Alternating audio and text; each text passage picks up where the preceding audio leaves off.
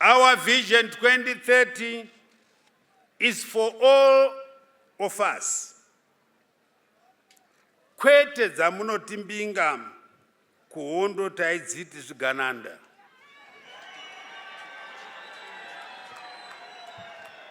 Place in the sun for a culture of equal opportunity where every Zimbabwean served in equal measure. Zveubvanzu kudya kwemhumhi takazviramba.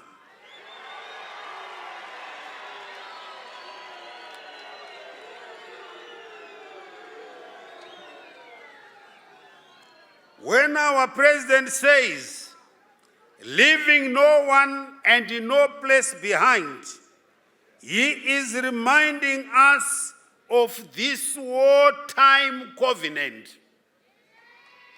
A covenant we must all live by across generations, starting and including our very own.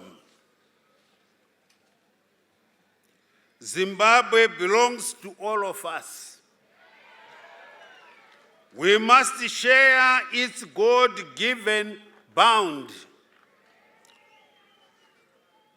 Share its bound equally.